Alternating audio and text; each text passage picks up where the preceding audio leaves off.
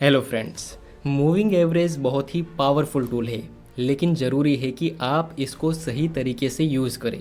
अगर कोई बिगनर है और वो ईएमए का यूज़ करता है तो उस बेचारे के ग्राफ में कुछ इस तरह से ईएमए प्लॉट होगा। इसमें कन्फ्यूजन के अलावा कुछ नहीं मिलता। लेकिन डोंट वरी, मैं आपको एकदम सही तरीके से ईएमए को यूज़ करना सिखा दूंगा। वैसे मूविंग एवरेज अलग अलग टाइप्स के होते हैं, जैसे ईएमए, एमए, एसएमए, डीएमए। इसको अलग अलग यूज़ करने की कोई ज़रूरत नहीं है। ये सभी का काम ऑलमोस्ट सेम ही है। सिंपली आपको ईएमए का यूज़ करना है। इसको यूज़ करने के लिए आप ट्रेडिंग व्यू में सर्च करें मूविंग एवरेज एक्सपोनेंशियल। बस इस पर क्लिक कर दे। उसके बाद आपके ग्राफ में एक ब्लू कलर की लाइन प्लॉट हो जाएगी, जो है मूविंग एवरेज। आप इस लाइन की हेल्प से तीन चीज़ों का पता लगा सकते हैं। एक तो है ट्रेंड आइडेंटिफाई, दूसरा है सपोर्ट और रेजिस्टेंस, और तीसरा है ट्रेंड रिवर्सल।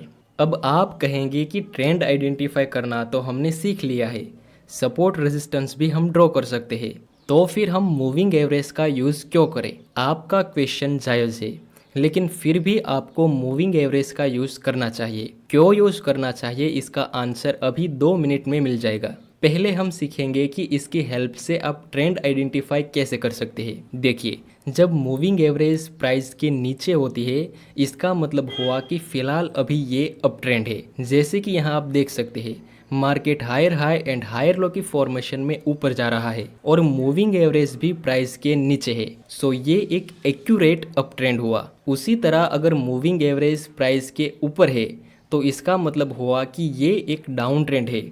जैसे कि यहाँ आप देख सकते हैं, market lower low and lower high के स्ट्रक्चर में नीचे आ रहा है और मूविंग एवरेज प्राइस के ऊपर है। सो ये एक एक्यूरेट डाउन ट्रेंड हुआ। अगर हम मान के चले कि यहाँ ये मूविंग एवरेज नहीं है, तभी भी हमें साफ दिखता है कि प्राइस में lower low and lower high का स्ट्रक्चर है।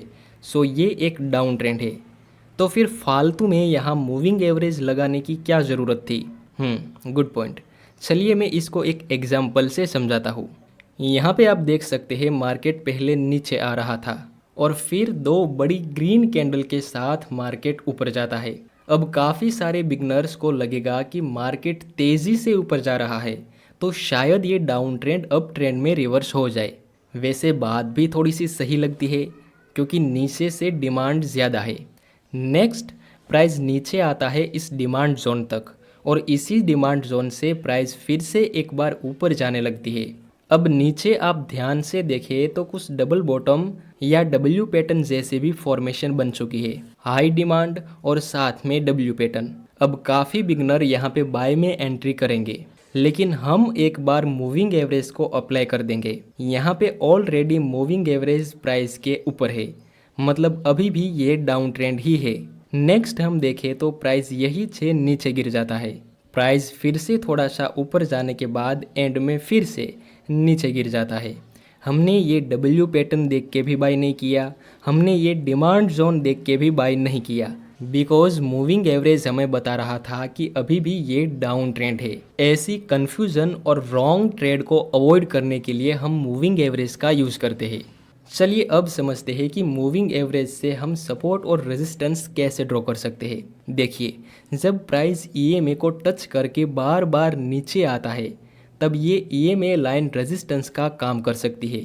यहाँ पे आप देखें तो प्राइस यहाँ 3 बार इस मूविंग एवरेज को टच करके नीचे आता है, तो ये लाइन रेजिस्टेंस का काम करेगी।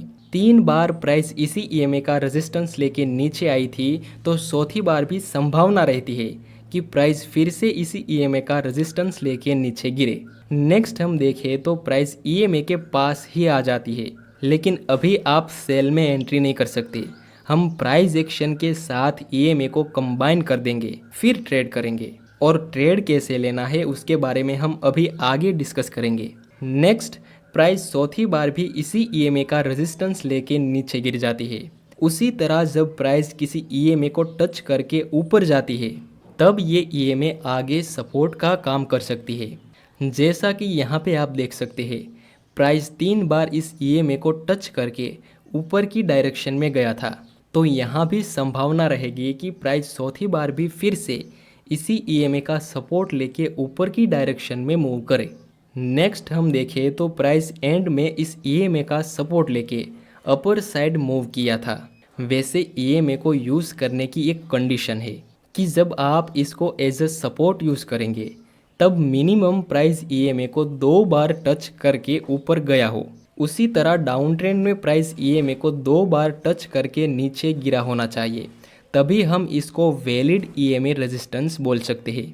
आइए अब समझते हैं हम ईएमए का यूज़ करके ट्रेड कैसे करें। याद रखना, हमें प्राइस एक्शन के साथ ईएमए को मिक्स करके ट्रेड लेना है, ना कि सिर्फ ईएमए के बेस के ऊपर। यहाँ पे आप देखें तो मार्केट का स्ट्रक्चर अभी बीरिश है, lower low and lower high की फॉर्मेशन, और ईएमए भी प्राइस के ऊपर है, मतलब अभी हमारे पास एक एक्यूरेट डाउन ट्रेंड है। नेक्स्ट हम देखें तो प्राइस एक बुलिश कैंडल का सिग्नल देता है, वो भी इस सपोर्ट के पास। वैसे झूठ मत बोलना, यहाँ थोड़ी सी लालच तो आई होगी कि ये बुलिश कैंडल के ऊपर मैं बाय कर लूँ और यहाँ तक मार्केट आएगा तो मैं छोटा सा प्रॉफिट लेके निकल जाऊँगा। ऐसा थॉट्स आया ना? लेकिन अभी डाउन ट्रेंड है तो हम बाय में तो एंट्री नहीं करेंगे। पर ये बात लाइव मार्केट में आपका दिमाग फॉलो करे तब ना, वही तो सबसे बड़ी प्रॉब्लम है। जब भी मेरे साथ ऐसा होता है कि मेरा दिमाग लालच में फंस जाए कि बाय कर ले भाई, यहाँ तक तो प्राइस जा ही सकती है, छोटा प्रॉफिट लेके निकल जाना, तब मैं खुद से ही बातें करता हूँ कि अगर प्राइस यहाँ तक जाए, चलो मैं मान लेता हूँ कि प्राइस यहाँ तक चली जाए, अच्छा चलो मैं मान लेता हूँ कि प्राइस यहाँ तक चली जाए, और ये भी मान के चलता हूँ कि प्राइस एक ही कैंडल में यहाँ तक चली जाए। अगर ऐसा हुआ ना, तब भी मैं बाय नहीं करूँगा। और ऐसा सोचते ही तुरंत मेरे दिमाग से लालची थॉट्स चले जाते हैं, तुरंत तुरंत रिजल्ट मिलता है। नेक्स्ट हम देखें तो प्राइस नीचे आता है और बाद में एक साइडवे मूवमेंट मिलती है, जिसके बाद फिर से प्राइस नीचे गिर जाती है। ये साइडवे रेंज आगे रेजिस्टेंस का काम कर सकती है। नेक्स्ट हम देखें तो प्राइस इसी मूविंग एवरेज के पास आ जाती है, वहीं पे एक रेजिस्टेंस भी है। ये 2 पॉइंट को टच करके हम एक ट्रेंड लाइन भी ड्रॉ कर सकते हैं और ऊपर से मूविंग एवरेज का रेजिस्टेंस। अब अगर ऐसी जगह पे हमें कोई बीरिश कैंडल का सिग्नल मिले तो हम सेल में एंट्री कर सकते हैं। नेक्स्ट एक डोजी और कन्फर्मेशन कैंडल का निर्माण हुआ, अब हम सेल में एंट्री कर सकते हैं। प्रॉफिट टारगेट इस रीसेंट सपोर्ट के पास रखेंगे और स्टॉप लॉस इस डोजी के हाई से थोड़ा सा ऊपर। नेक्स्ट हम देखें तो हमारा प्रॉफिट टारगेट बड़े ही आराम से कंप्लीट हो गया। नेक्स्ट हम देखें तो हमारा प्रॉफिट टारगेट कंप्लीट होने के बाद प्राइस ऊपर जाने लगती है और ये ईएमए को भी प्राइस ऊपर की तरफ ब्रेक कर देता है। ईएमए के अनुसार ये डाउन ट्रेंड अब अप ट्रेंड में रिवर्स हो गया, लेकिन प्राइस एक्शन के अनुसार जब तक ये रीसेंट स्विंग ब्रेक नहीं होता तब तक हम इसको डाउन ट्रेंड ही कहेंगे। और लास्ट में ये स्विंग भी ऊपर की तरफ ब्रेक हो गया। अब हम बोल सकते हैं कि ये डाउन ट्रेंड अब अप ट्रेंड में रिवर्स हो चुका है, क्योंकि ईएमए और प्राइस एक्शन दोनों के अनुसार ये बीरिश ट्रेंड अब खत्म हो चुका है। अब अगर आपको रीटेस्ट का मौका मिले तो आप बाय में एंट्री करने की अपॉर्चुनिटी फाइंड कर सकते हैं। दोस्तों, ये वीडियो आपको कैसा लगा?